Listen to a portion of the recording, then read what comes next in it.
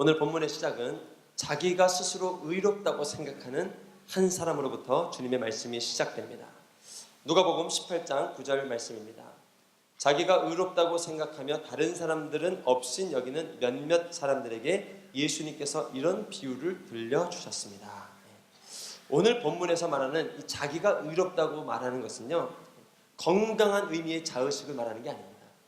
우리가 죄 가운데 또 죄의 종으로 노예로 살고 있다가 예수님을 만나면 자유를 노래하게 됩니다. 해방을 노래하게 됩니다.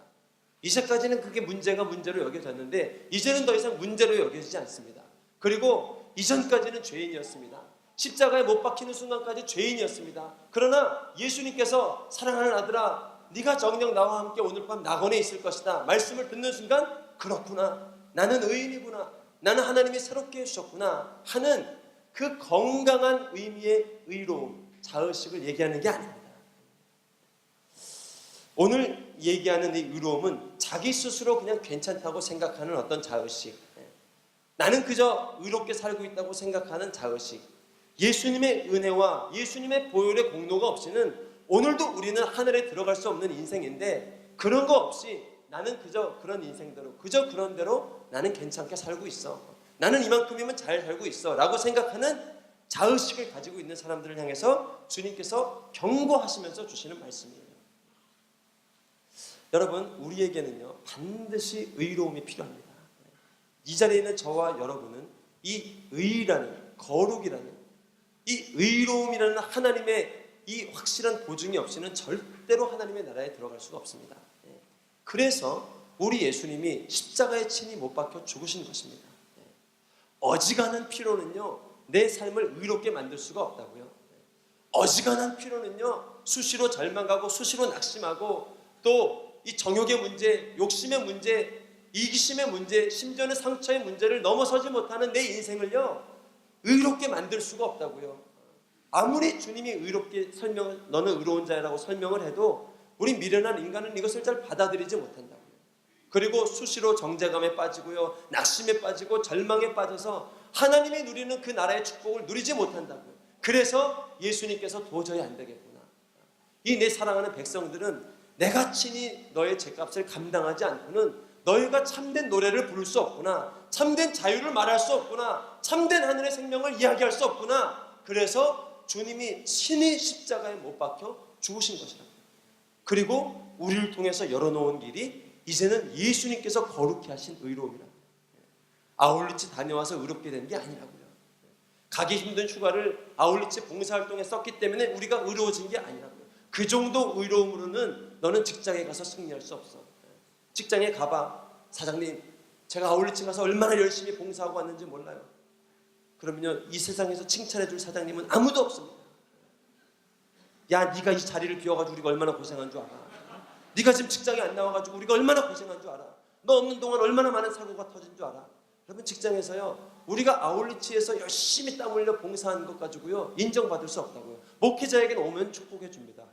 이야, 정말 귀한 발걸음을 하셨네요. 그러나 세상에서는요 알아주지도 않는다고요. 그럼 우리는 막 헷갈리는 거예요. 내가 이렇게 의롭게 살았는데 왜 내게 돌아오는 피드백은 의로움이 아니라 정죄고 비난이고 이 낙심일까? 맞아요. 우리의 의로는요, 우리의 열심으로는, 우리의 어떤 헌신으로는요 하나님의 의를 경험할 수가 없다. 그래서 예수님께서 친히 십자가에 못 박혀 죽으시는 거예요. 그 자리에서도, 그 비난받는 자리에서도, 그 정죄의 자리에서도 다시금 내 의로움으로 하늘나라에 들어가려던 그 어리석은 생각을 내려놓고, 주님, 이제 다시 주님의 은혜가 필요합니다. 승리의 개성가를 부르고 왔지만 직장은 여전히 직장입니다. 가정은 여전히 가정입니다. 불가능의 자리는 여전히 불가능의 자리입니다. 또 기도 제목이 안 된 자리는 여전히 답답한 자리입니다. 하나님, 오늘도 주님의 은혜를 필요합니다 라는 사람을 통해서 기적의 스토리는 계속해서 써내려져 가는 것입니다. 하나님의 영광의 이야기는 계속해서 선포되는 것입니다. 그러나 오늘 본문을 보니 그런 예수님의 공로가 아니라 자기의 의, 자기가 만든 선행, 자기가 만든 어떤 행실로 하나님의 의를 쟁취하려는 어리석은 바리새인이 등장하고 있단 말이에요. 여러분, 사단은요 참 교묘합니다. 참 교묘하게 우리를 속입니다. 하나님 말씀하신 거룩, 의, 착한 행실, 선행, 도덕, 의를 붙잡긴 하되 잘못된 의를 붙잡게 합니다. 거짓된 의를 붙잡게 합니다. 그것은 무슨 의미입니까? 내가 만든 의. 저는 이것이 사단의 가장 무서운 공격이 아닌가 싶습니다. 자기 의에 취해서 사는 것, 자기 열심에 취해서 사는 것.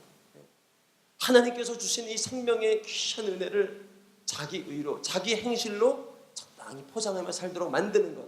야, 서건아, 너 그만큼 헌신했으면 괜찮잖아. 너 그만큼 열심히 기도했으면 됐잖아. 너 그만큼 헌금했으면 괜찮아. 이제 그 정도면 충분히 갈 수 있어. 어느 순간 내 의, 내 열심을 붙잡고 하나님 보좌 앞으로 나아가는 거예요. 교묘하죠. 처음에는 주님의 은혜로 시작한 헌금이었어요. 처음엔 주님의 사랑으로 시작한 주일 성수였어요. 처음엔 주님을 너무나도 사랑해서 시작한 봉사활동이었어요. 그러나 어느 순간 사단은요, 이것을 교묘하게 바꿔서 이것이 너의 의의가 되게 하고, 이것이 너의 자랑이 되게 하고, 결국에 이것을 붙잡고 신앙생활 하도록 만드는 거예요. 그 순간 하나님의 은혜가 사라지기 시작합니다. 내 마음속에 임한 천국의 눈물이 사라지기 시작합니다. 이런 일을 경험하게 되는 거예요. 오늘 본문에 나오는 이 바리새인이 바로 그런 사람이었습니다. 누구보다도 율법을 잘 지키는 사람이었죠. 누구보다도 착한 행실을 잘하던 사람이었죠. 그러나 어느 순간 이것이 내 의의가 되고 내 자랑이 되는 순간 하나님의 은혜로부터 멀어진 삶을 살게 되는 것이죠. 자, 그 사람의 특징이 어떻게 되는가? 9절에서 1절 말씀이지만요, 이 사람들의 특징을 간단하게 이렇게 설명을 하고 있습니다. 다시 한번 9절 말씀 읽어볼까요? 시작.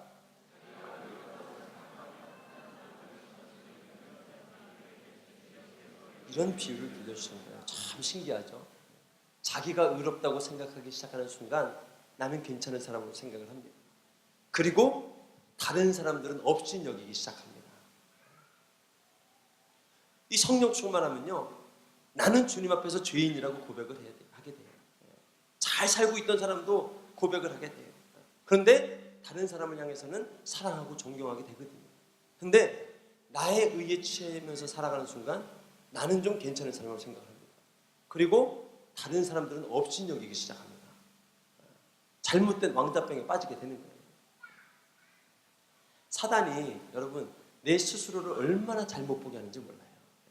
고대 철학자도 얘기했죠. 너 자신을 알라 얘기했죠. 동서고금을 막론하고 지피지기면 백전백승이라고 그랬죠. 나 자신을 잘 알아야 승리할 수 있는 거예요. 근데 사단은 내 자신을 잘 못 보게 한다고요. 내 자신을 적나라하게 보지 못하게 만들어요. 내 자신의 실제 삶을 잘못 보게 만든다고요. 제가 이걸 최근에도 느꼈는데, 제 주변에 정말 누군지 알려고 하지 마십시오. 제 주변에 식사를 맛있게 하는 분이 계십니다. 식사를 맛있게 하는 분이라고 하면 또 위에 분이라고 생각할 수 있죠. 식사를 맛있게 하는 사람이 있습니다. 친구일 수도 있고 후배일 수도 있습니다. 맛있게, 너무 맛있게 식사를 하십니다. 맛있게 식사를 하셔서 이 식사를 할 때 조금 소리가 약간 납니다. 소리가 약간 나요. 쩝쩝 이런 소리가 약간 나요. 사랑할 땐 잘 안 들렸어요. 근데 사랑이 조금 사라질 때, 또 오해할 수 있겠네요. 제 아내도 절대 아닙니다.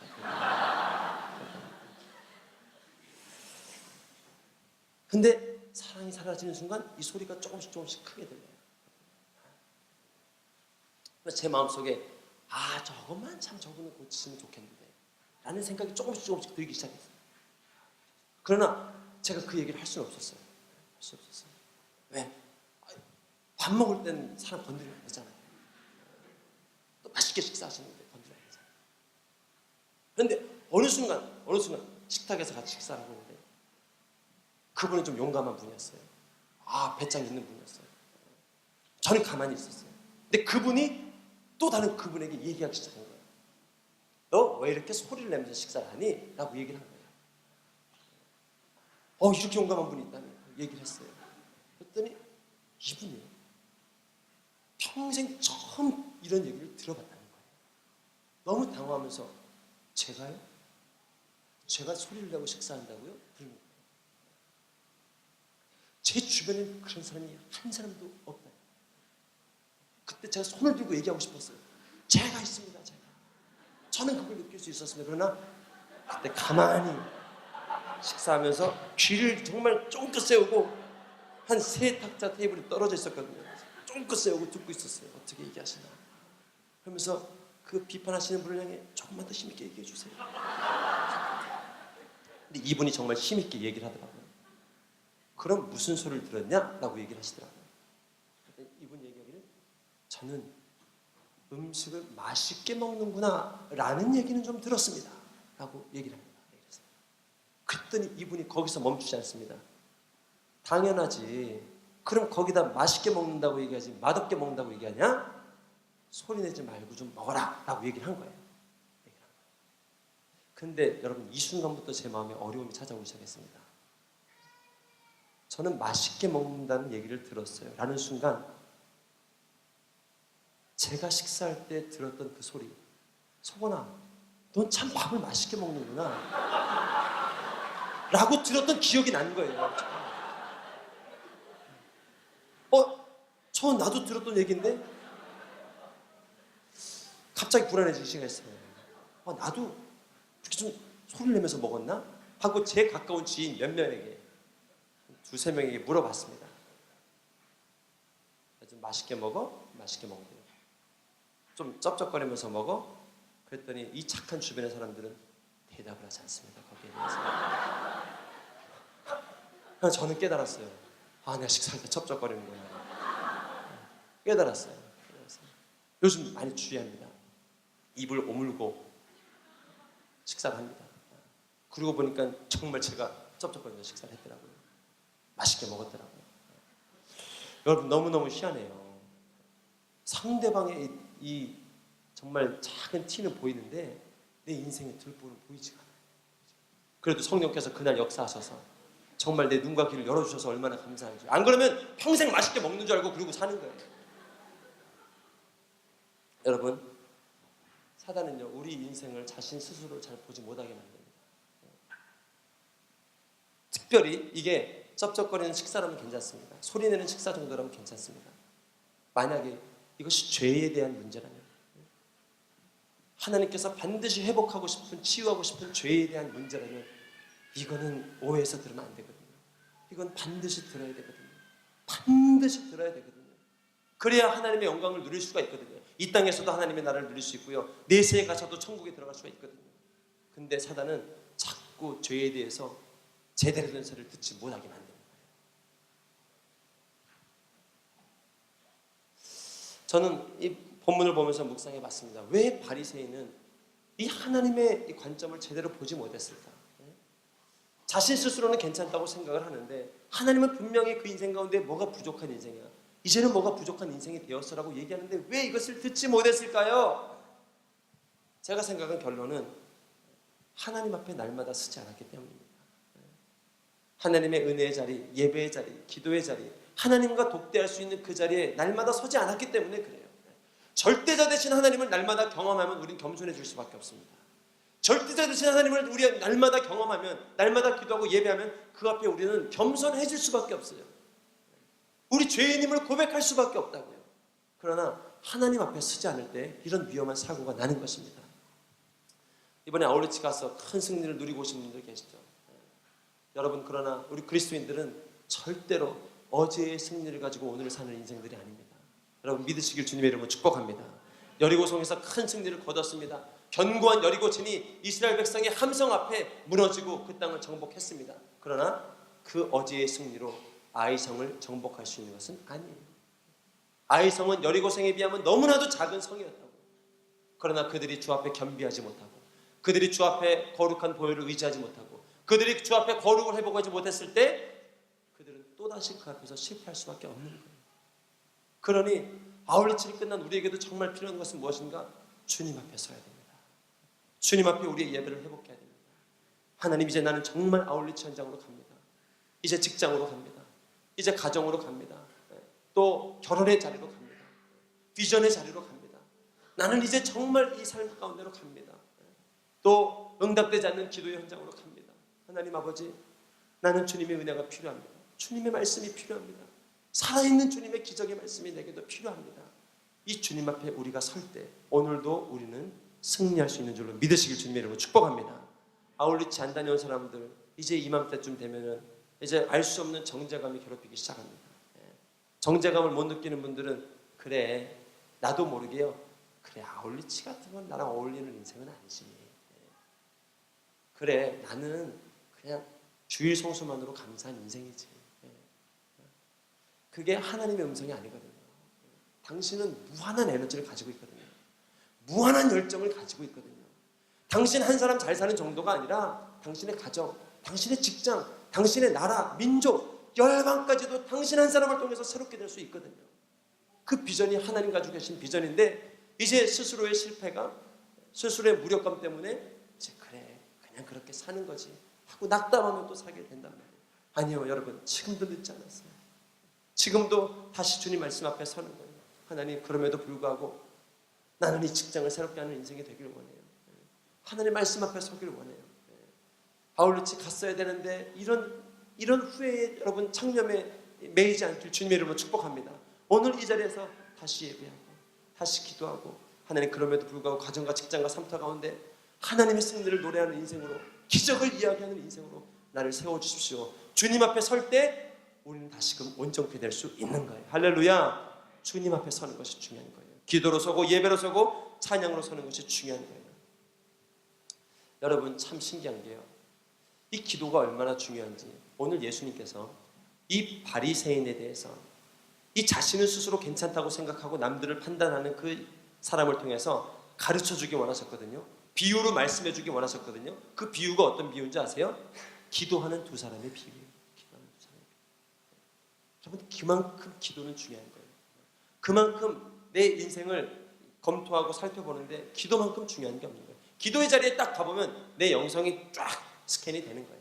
엑셀이 앞에 쓰면 내 건강이 스캔되는 것처럼 기도의 자리에 딱 서보면 내 영성이, 내 믿음이, 내 약속이, 내 삶이 쫙 스캔이 되는 거예요. 그래서 오늘 주님은요, 그 스스로 괜찮다고 생각하는 그 바리새인에게 기도하는 두 사람의 비유를 통해서 그들에게 깨닫게 해주시기를 원합니다. 오늘 이 비유를 설명하기 전에 여러분 정말 기도의 사람이 되기를 주님의 이름으로 축복합니다.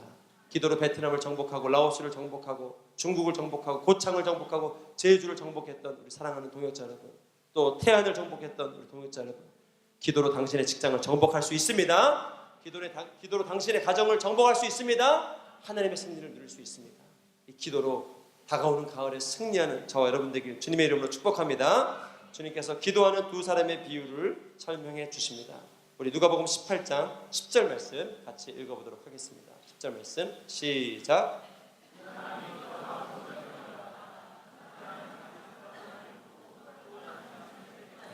여기서 바리새인은 누군가? 의인을 대표하는 사람입니다. 의인을 대표하는 사람. 그렇게 이해하시면 돼요. 세리는 누군가? 죄인을 대표하는 사람입니다. 세리는 이 매국노로 생각하면 됩니다.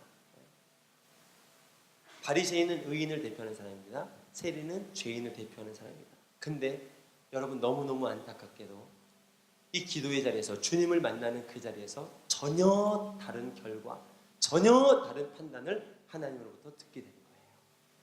그게 바로 14절 말씀입니다. 우리 결론부터 한번 읽어봅니다. 14절 말씀 같이 한번 읽어보도록 하겠습니다. 시작.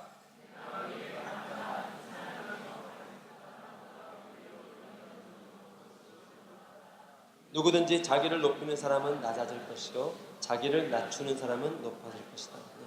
어떻게 이런 일이 일어났을까요? 그래서 오늘 말씀을 잘 들어야 됩니다. 네. 여러분 사람들에게 의롭다고 인정받는 게 절대로 중요한 게 아닙니다. 이 중에도 몇몇 분 거기에 목숨 거는 분들이 저를 비롯해서 몇 분 계시는 것 같아요. 사람에게 인정받는 거. 네. 저도 그런 게 좀 있거든요. 제가 믿어질지 않을지 모르겠지만 제가 어렸을 때 별명이 꼬마 신사였습니다. 꼬마 신사. 왜 이 별명이 너무 젠틀해서? 아니에요.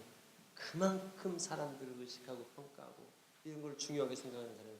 부모님이 비아냥거리면서 붙여준 별명이 꼬마 신사였어요. 꼬마 신사. 꼬마 신사 어디다 써먹을까? 이게 이 꼬마 신사에 대한 별명이었어요. 저는 이 중학교 때 과외를 받았을 때도요. 과외 숙제를 해놓을 생각은 안 해요. 그 뭐라는가? 이 선생님이 오셨을 때 어떻게 하면 우리 집을 아름답게 보여줄 수 있을까? 어떻게 하면 이 선생님이 이 간식을 잘 준비해 줄 수 있을까? 오시기 직전까지 숙제를 해야 될 거 아니에요. 숙제를. 근데 오시기 직전까지 간식이 준비가 안 돼 있으면 돈 달라고 해서 간식을 사오고요. 집안을 청소해 놓고요. 그렇게 하는 거예요. 전혀 선생님 마음을 기쁘시게 못하는 학생. 근데 나는 생각하는 거예요. 내 인생의 본질, 내 인생의 중심에 항상 사람들이 있는 거예요. 사람들의 평가. 사람들이 우리 집을 어떻게 생각할까? 우리 가정을 어떻게 생각할까? 우리 부모님 어떻게 생각할까? 이게 늘 관심. 이 중에도요 몇몇 분이 그런 분들이 계신 것 같아요. 여러분, 오늘 말씀은 분명하게 얘기합니다. 사람들에게 의인이라고 평가받는 게 절대 중요한 게 아닙니다. 또 사람들에게 죄인이라고 평가받는 것도 절대 중요한 게 아니에요. 정말 중요한 것은 무엇인가? 하나님 앞에 의인이라고 네가 평가받고 있느냐? 하나님 앞에 의인이라고 평가받고 있느냐? 비록 죄가 있고 허다한 죄가 내 인생을 덮고 있다 할지라도 오늘도 이 시간 예수의 보혈을 치열하게 붙잡고 있는 인생은요 자유함이 있는 거예요. 회복이 있는 거예요. 능력이 있는 거예요. 그러나 아무리 사람들로부터 추앙을 받고 있어도 내 안에 죄 문제를 예수의 보혈로 의지하지 않고 예수님의 공로를 의지하지 않고 나가는 사람은요 여전히 하나님 앞에는 고민거리인 거예요. 숙제인 거예요.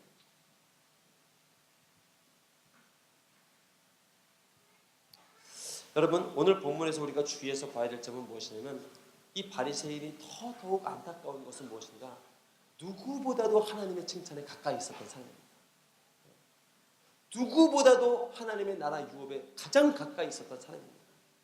어떻게 알 수 있는가? 여러분 11절 12절에 그 바리새인의 삶, 신앙을 보면 얼마나 훌륭한 삶이었는지를 알 수가 있어요. 11절 12절 말씀 같이 한번 읽어보도록 하겠습니다. 바리새파 사람은 서서 자신에 대해서 이렇게 기도했다. 하나님,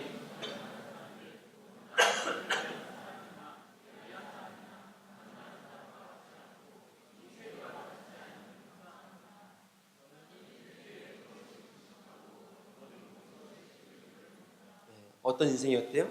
남의 것을 빼앗는 인생이 아니었대요. 또 불의한 사람, 부도덕한 사람이 아니었대요. 도덕을 잘 지키는 사람이었어요. 또 간음하는 사람이 아니었대요. 왜 간음의 역정이 왜 없겠습니까? 남자인데. 그러나 육체로 범하지 않았어요. 정말 해서는 안 돼 하고 자신을 쳐서 복종하던 인생이었어요. 또 세리처럼 죄를 남발하는 인생도 아니었어요. 오늘 세리가 너무 좋게 표현이 됐는데요. 사실 본문에 나오는 세리는 죄인이에요. 죄인. 그래서 의롭다는 인정을 받은 것뿐이에요. 그러나 우리가 그런 삶을 살아서는 안 돼요. 세리와 같은 삶을 살아서는 안 된다고요. 세리와 같은 마음으로 나아가지만 우리 삶은 날마다 바리새인보다 더 의롭게 바뀌어야 된다고요. 근데 세리처럼 죄인도 아니었다고요. 그뿐이 아니에요. 일주일에 2번씩 금식을 했다고요. 일주일에 2번씩이나 금식하면서 기도했다고요. 또 11조까지 내면서 나아가는 사람이었어요. 정말 여러분 훌륭한 신앙인이었어요. 그래서 더더욱 안타까운 거예요. 그리고 그래서 이해가 돼요. 아, 이렇게 훌륭한 사람이니까 사단이 공격을 했구나. 아, 이렇게 훌륭한 사람이니까 어둠이 공격했구나. 아, 이렇게 훌륭한 사람이니까 마지막 하나님의 유업을 쟁취하는 데 있어서 하나님의 의가 아니라 자신의 의로 교묘하게 바꿔서 하나님의 참된 승리와 유업을 누리지 못하겠구나. 이게 깨달아지는 거예요. 사단이 그 인생에 트랩을 놓았어요. 어느 순간 그것이 내 의, 내 자랑이 되도록 만들었어요. 어느 순간 그것이 나의 인생의 자랑이 되도록 만들었다고요. 그리고 다른 사람을 비판하고 평가하고 폄하하고 다른 사람들은 부족한 인생이라고 말하게 하기 시작했다고요. 하나님의 의가 나의 의로 바뀌는 교묘한 순간이었어요. 참 우리 삶 가운데는요 하나님 사랑으로 시작하고 하나님 열심으로 시작합니다. 성령으로 믿음으로 시작합니다. 그런데 이걸 육체의 소욕으로 마무리할 때가 얼마나 많은지 몰라요. 예전에 우리가 헌금할 때는 이름을 잘 안 쓰고 헌금을 했습니다. 무기명으로 했습니다. 그런데 어느 순간 이 헌금하다 보니까 이 세금 면제 혜택도 부어지는 거예요. 그렇죠? 이런 것들이 부어지면서 이름과 주민번호를 쓸 수 있게 됐습니다. 아, 좋습니다. 나라적으로 주는 교회에 대한 축복이기 때문에 이름 쓰고 하는 거 전혀 문제되지 않습니다. 또 교회가 커지다 보니까요, 이 헌금이 이제 임직 기준이 되기도 하는 거예요. 일일이 다 사람들을 평가할 수 없거든요. 그렇다고 아무나 장로 집사 세울 수는 없거든요. 그런데 이 사람의 주일 성수 참석하는 거, 또 순모임 참석하는 거, 그리고 11조 헌금 내는 거는 그 사람의 신앙을 평가할 수 있는 좋은 기준이 되거든요. 그러니 교회가 커지다 보니 일일이 다 사람을 알 수 없다 보니 그것도 어떤 평가 기준이 되기 시작하는 거예요. 그러다 보니 이름과 주민번호를 쓰는 거는 이제는 반드시 쓰게끔 돼 있는 그런 우리 모습이 된 것이죠. 절대 나쁜 거 아닙니다. 제가 얼마 전에 그동안 미뤘던 이제 건축 헌금을 했습니다. 근데 깜빡 잊고 이름을 안 쓴 거예요. 이름을 안 쓴 거예요. 그래서 너무나도 당연하게 재정국에 전화를 했습니다. 저 누굽니다. 방금 전에 얼마 이렇게 했는데 제 이름으로 들어왔는지 확인해 주시고 체크해 주시기 바랍니다. 그분이 비판했을까요? 아니요. 당연하죠. 지금 몇 시 하셨죠? 무슨 내용을 하셨죠? 알려주세요. 감사합니다. 잘 체크해 놓겠습니다. 하고 끊었어요. 근데 그 순간 갑자기 제가 낯선 느낌을 받은 거예요. 그건 뭔가 오래전에 헌금 생활하던 제 모습하고 너무 다른 모습을 발견하게 된 거예요. 무기명으로 이름도 없이 빛도 없이 전혀 내가 했다는 것 아무에게도 알리지 않고 헌금하던 그 모습에서 너무 멀리 와버려요. 그래서 이제는 어느 헌금 하나 이름 빠뜨리지 않고는 헌금하지 않겠다는 이 집요한 어떤 집념, 이 어떤 확신을 가지고 나가는 그 모습을 보고 성령께서 깨닫게 해주신 거예요. 그리고 우리가 정말 주님 앞에 드리는 헌금, 물질, 시간 이런 거에 대해서 어떤 마음가짐으로 나가야 될지를 다시 한번 깨닫게 해주셨어요. 얼마나 감사한지요. 비록 작은 사건 하나였지만 성령께서는 우리 삶을 통해서 거룩한 문제의식을 주는 거예요. 거룩한 도전의식을 주는 거예요. 하나님 말씀에 비추어서 하나님 은혜에 비추어서 무엇이 바른 길인지 깨닫게 해주시는 거예요. 오늘 바리새인은요 누구보다도 하나님 칭찬에 가까이 있었던 사람이에요. 그런데 문제는 하나님의 그 크신 은혜와 임재 앞에 날마다 서지를 못했습니다. 어느 순간 그것이 내 자랑이 됐어요. 아마 기도도 게을리했을걸요. 왜요? 삶을 나름대로 의롭게 사니까요. 11조를 하니까요. 아마 그 이상의 헌금은 절대 안 했을 거예요. 왜요? 이미 율법으로 다 드렸습니다. 지나가는 거린이 동전을 달라고 하는데 그래도 전혀 도와주지 않았을걸요. 왜요? 이미 다 드릴 거 했으니까. 기도 시간도 아마 점점 예배 시간도 점점 줄어들었을걸요. 왜요? 이미 하나님 앞에 다 드리고 있기 때문에. 그러니 하나님의 은혜를 망각하고 이런 안타까운 순간이 돼버리는 거예요. 여러분 기억하십시오. 우리 인생도 그렇게 될 수 있습니다. 여러분 아울리치 가서도 우리는 실패할 수 있습니다. 아울리치 가서도 어느 순간 내 열심, 내 노력, 내 의, 내 판단, 내 스펙, 내 시간, 내 건강, 내 의지로 막 하려는 순간 우리는 착각하게 됩니다. 그래서 아울리치 가서도 계속 기도하는 게 중요한 거예요. 하나님 우리가 하는 게 아닙니다. 예수님께서 하는 것입니다. 우리의 모든 사역은 예수님이 함께 하셔야 가능합니다. 우리가 마을잔치를 준비하지만 어르신들의 마음의 문을 열 수 있는 것은 하나님이십니다. 우리가 아이들에게 성경학교를 가르치지만 밤새도록 열심히 준비합니다. 그러나 자기 전에 다시 한번 우리가 기도하고 아침에 일어나서 다시 한번 기도하는 것은 이 모든 것에 주님의 은혜가 있어야 됩니다. 예수 십자가의 은혜가 있어야 됩니다. 저들의 마음을 새롭게 하고 도전을 줄 수 있는 하나님의 은혜가 필요합니다. 이 기도가 살아날 때 우리는 비로소 하나님의 역사, 100배의 열매를 거둔 역사를 거두게 되는 거예요. 할렐루야. 그러나 이 기도가 사라지고 이 은혜가 사라지는 순간 우리는 모든 것을 가졌지만 정말 모든 것을 잃어버린 인생이 되는 거예요. 오늘 바리새인이 잃어버리기 시작한 것이 바로 그 하나님의 은혜의 자리였어요. 얼마나 우리 교회 리더십들이 이런 실수에 빠지기 쉬운지요. 그래서 오늘도 우리는 주님 앞에 날마다 서야 됩니다. 은혜의 보좌 앞에 서야 되고 영광의 자리 앞에 서야 되고요. 하나님의 그 비전과 예수 그리스도의 십자가 앞에 서야 우리가 정말 부요한 인생, 정말 모든 것을 가진 인생이 될 수 있는 거예요. 그러면 주님 앞에 서서 우리가 어떻게 기도해야 되는가? 바로 13절 말씀입니다. 13절 말씀. 13절 말씀 같이 한번 읽어보도록 하겠습니다. 13절 말씀 시작.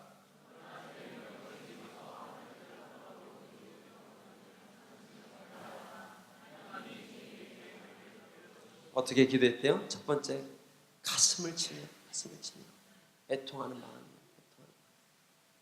둘째, 하나님의 자비를 구했어요. 하나님의 은혜를 구했어요. 여러분 너무너무 중요한 것은 오늘은 정말 이 살인죄를 범한 사람뿐만 아니라 오늘 이 자리에 극악무도한 죄를 범하고 온 사람뿐만 아니라 모든 사람들은 이 마음을 가지고 주님 앞에 서야 된다고 주님이 당부하고 계십니다. 어떻게 서야 된대요? 주님 앞에 가슴을 쳐야 됩니다. 하나님 나는 죄인입니다. 그리고 두 번째, 하나님의 은혜가 없이는 살 수가 없습니다. 여러분, 우리가 왜 기도하지 않을까요? 기도 없이도 살 수 있기 때문에 그래요. 왜 말씀을 보지 않을까요? 말씀 없이도 살 수 있기 때문에 그래요. 여러분, 왜 산소호흡기 없이 우리가 살 수 있을까요? 산소호흡기 없이도 숨을 쉴 수 있기 때문에. 그러나 인생의 위기가 오면 산소호흡기 없이는 살 수가 없습니다. 그거 하나를 떼는 순간 죽는 거예요. 그러나 우리 인생의 말씀과 기도가 그렇다는 거예요. 기도를 호흡이라고 얘기합니다. 말씀을 만나라고, 양식이라고 얘기를 합니다. 양식과 공기가 없이 살 수 있는 사람이 없거든요.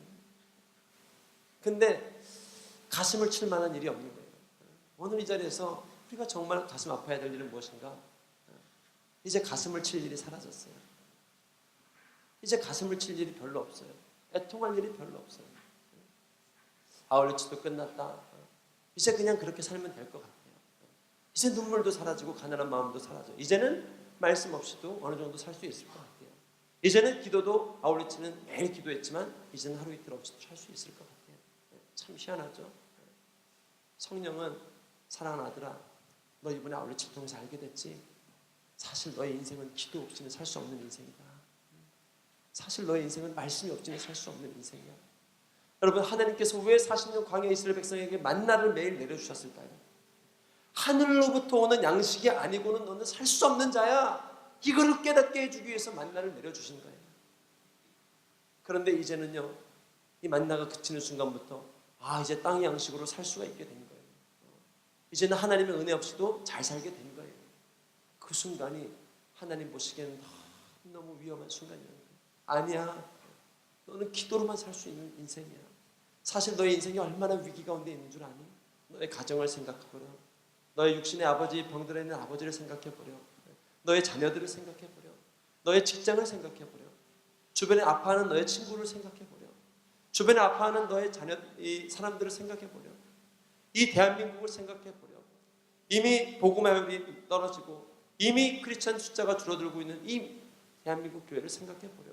그나마 남은 그리스도인들도 세상으로부터 지탄을 받고 있는 이 교회를 생각해보려. 사실은요, 가슴을 치면서 통탄할 일이 너무너무 많은데 우리는 괜찮은 거예요. 그런 은혜 없이도 살 수 있다고 생각하는 거예요. 그래서 하나님은 아니야. 생각해보면 얼마나 많은 문제들이 많은데, 생각해보면 너의 인생이 독수리처럼 비상해야 될 너의 인생이 그러지 못하고 있는데, 너는 만족하고 있구나. 너는 자족하고 있구나. 사실은 너의 지난날에 너를 오랫동안, 여러분의 인생을 오랫동안 괴롭히고 있는 몇 가지 문제가 있잖아요. 리더십의 문제일 수도 있어요. 팔로우십의 문제일 수도 있어요. 자존감의 문제일 수도 있어요. 과거의 상처의 문제일 수도 있어요. 거절감의 문제일 수도 있어요. 두려움의 문제일 수도 있어요. 몇 가지 문제가 있습니다. 몇 가지 문제. 많은 문제가 아니에요. 남북 통일의 문제도 아니에요. 고아와 기근과 아프리카의 질병의 문제도 아니라고요. 몇 가지 문제가 늘 당신의 발목을 붙잡거든요.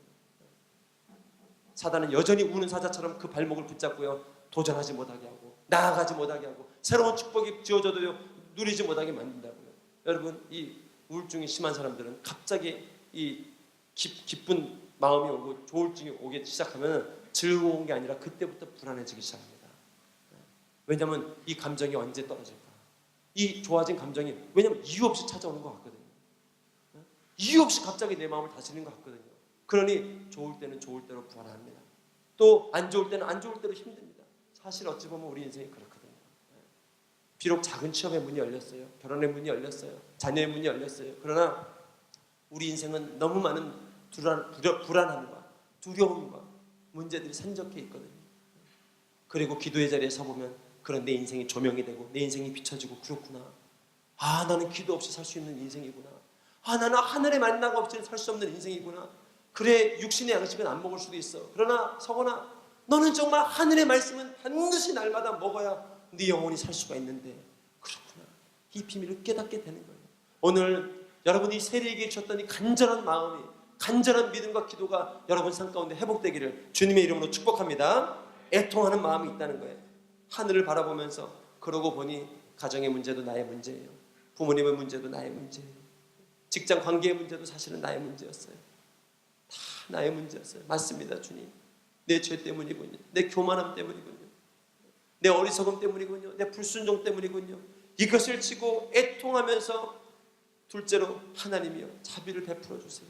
긍휼을 베풀어 주세요. 나는 그럭저럭 내 힘으로 살 수 있다고 생각했어요. 하나님이 그 위기감 가운데 건져주신 분들 많이 계시죠?